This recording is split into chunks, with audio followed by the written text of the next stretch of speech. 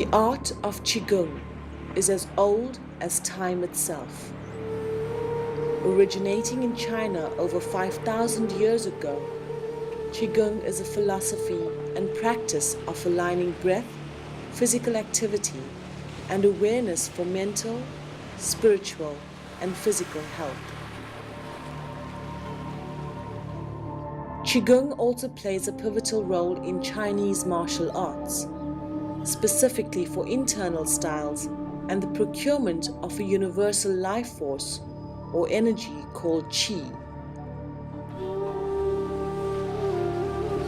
On a metaphysical level, Qigong advances the development of human potential and promotes the spiritual awakening of one's true nature.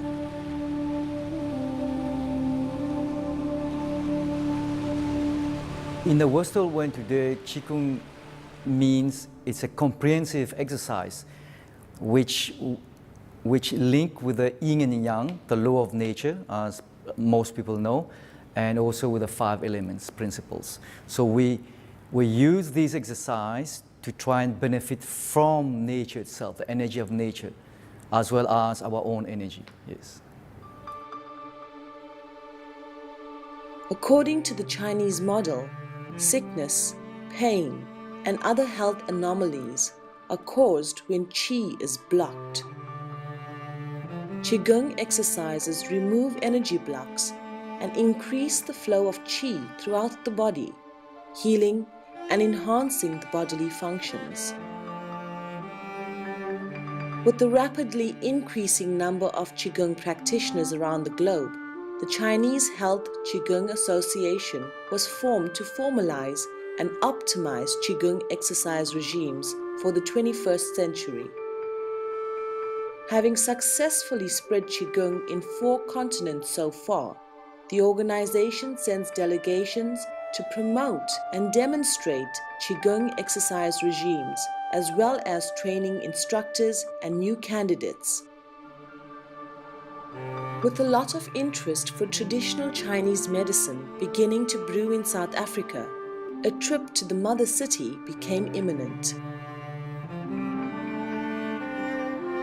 2 years ago, when I went to visit my Shifu, which means master or teachers, he requested me that I should bring this delegation down. Because while I was in Mauritius, where they were giving workshops and seminars on Qigong, then my teacher said, why don't I bring them to South Africa to show people, not only in Cape Town, but to South Africa, that Qigong is very important in today's society. And as the Chinese Health Qigong Association of China is spreading it in 13 countries already, so I said, why not we become the 14 countries in the world to get their knowledge and their wisdom on natural health. Yeah. Extensive research in China and the United States has led to numerous conferences for the academic exchange of groundbreaking data. Qigong has achieved excellent results in improving posture and respiration, inducing relaxation responses, invoking favorable changes in blood chemistry, and improving self-awareness and concentration. Research concludes that Qigong has a major impact on the treatment of addictions, allergies, anxiety, arthritis, asthma, cancer, cardiovascular disease, chronic fatigue, diabetes, degenerative disc disease, depression, fibromyalgia, headaches, hypertension, irritable bowel syndrome, Parkinson's disease, and many other ailments.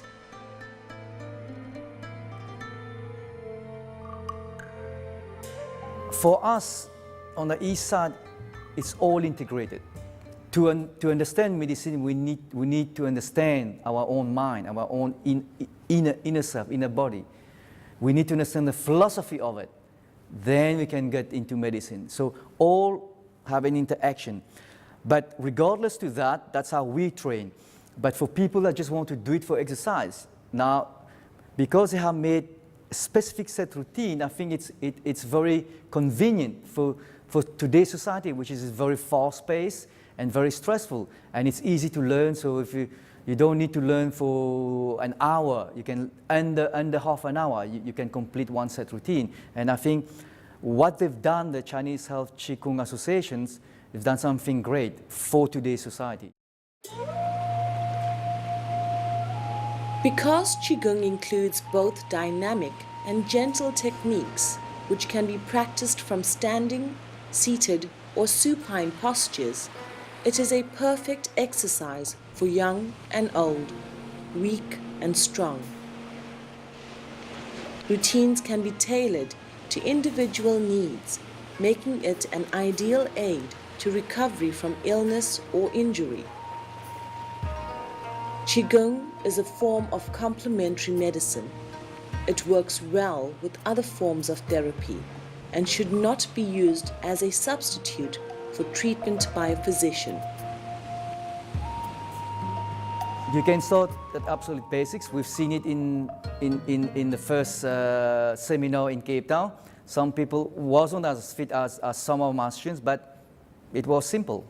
They were happy. It was very simple. There was some aching muscle afterwards, but it was what we say that one student told me, you know, Shifu, it's a good feeling of tight and good muscle ache. It wasn't a bad one. Yeah.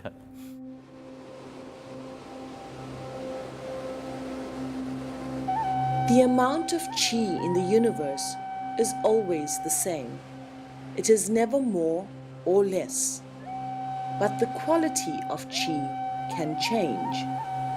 If the circulation is not good, if there is not enough of an energy exchange between people and their environment, it results in a harmful imbalance, in poor qi quality, in stale and stagnant qi, and ultimately in diminished power.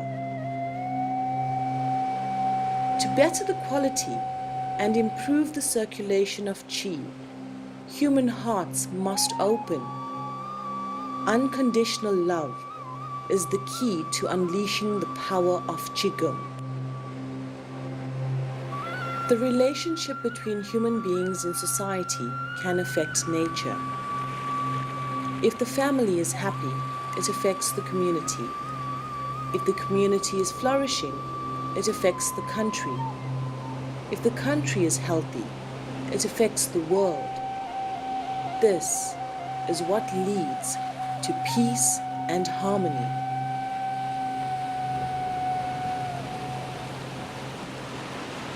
When the head of the delegation worked to the gardens, okay, he was strolling and he saw people interacting with the squirrel, feeding a squirrel, the squirrel didn't run away. Apparently, he made a statement to my wife. He said, that's the Tao. Man and animal can interact as one, which sometimes you don't see that often. And he felt the energy in gardens when he was strolling, so strong. And he can't believe it. And he felt the energy of Table Mountain. You see, in Cape Town, we have very good energy. And he looked up and he said, blue sky of Cape Town. In Beijing, it's gray. This is nice. Then I tease him, I say, please, do not seek political asylum here. Make sure you go home. Okay? That was my joke to him. No, but they did enjoy themselves. They love the interaction of the people. They love the people of Cape Town. They say we are very respectful. We have a lot of humility. We interact nicely. This energy is good, and it will always be with them. The core focus of many Eastern ideals and philosophies is harmony, humility, and respect. Such traits are not uncommon in Qigong practitioners, especially for the teachers and masters, where egos are quite simply not tolerated. First coach is Wang Junfa. I was so overwhelmed and amazed that He was so relaxed, so down to earth. I didn't expect him to be that. A coach from China should be like there and there, and want your respect. But he came down to our level, and he greeted as if he knows us. 5, 10 years, there was not master to students or someone new, and it was fantastic to have this energy connection. And they all love him now. They all got acquainted to meet him. They love the way he teach, because his energy is very, very, very lively. I think because he's traveled all over the world, he learned also how to cooperate with the Western culture, which is quite nice. Then he knows we come meet this way. I'm the master, the other student, but yet I have to come down also. I need to understand what they know also, and that's what makes it great to have coaches like that to come and teach in South Africa.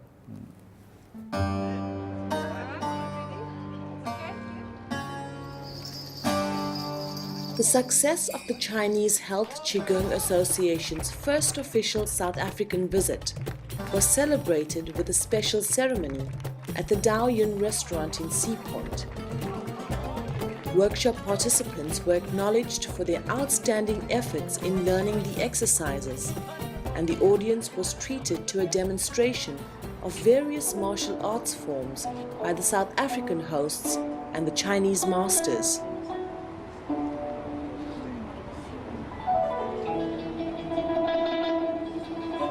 My Shifu, is called Liang Shifu, he asked me that before the masters from China started their demos, why don't we from Cape Town open the floor for them, which was quite nice for him to ask me to do that. So we started with Yongchun.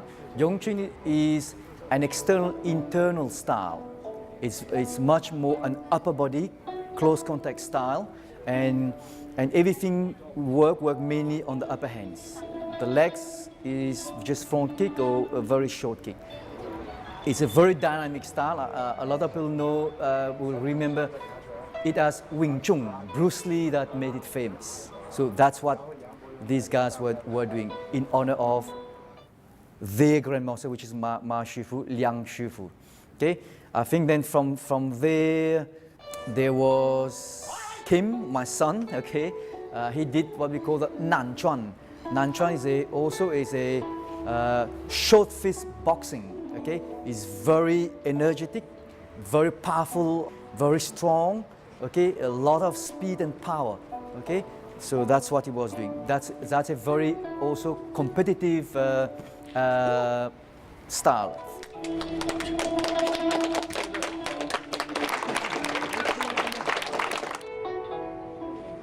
This Tai Chi that my students were performing is the classical Tai Chi training. Okay, it's a Yang style Tai Chi. Okay, but it's based from Chen Menching. Okay, he created the old classic of Yang into the 37 postures which Ma student was doing. That's the short form of our style.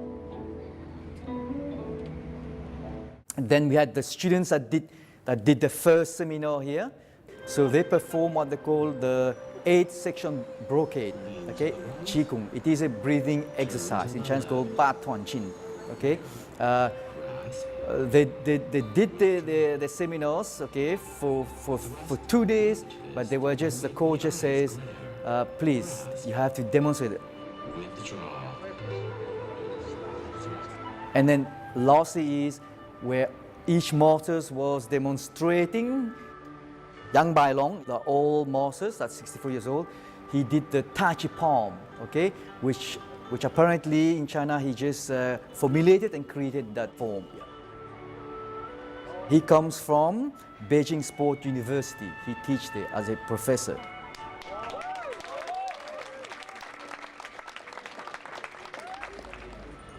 And then you had Mrs. Yang Chong. She did the Cha Chuan. Cha Chuan is also a competitive form, okay? It's more very low and very dynamic, a lot of fists.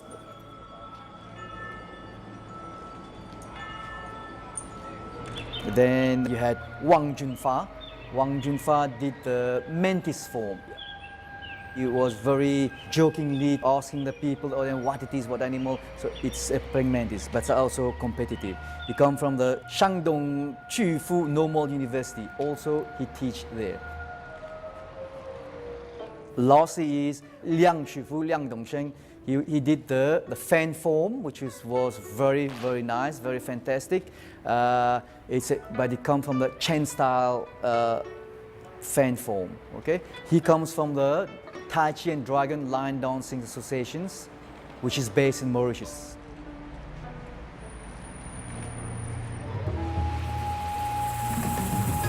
Practicing Qigong has proven benefits in virtually every aspect of modern life.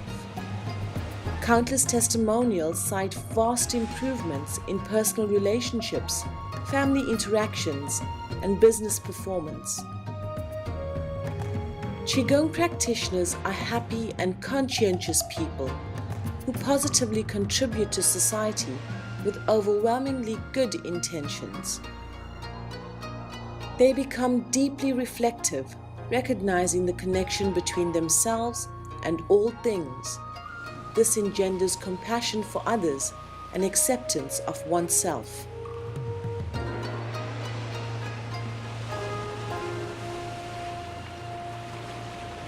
The success of the seminar was wonderful.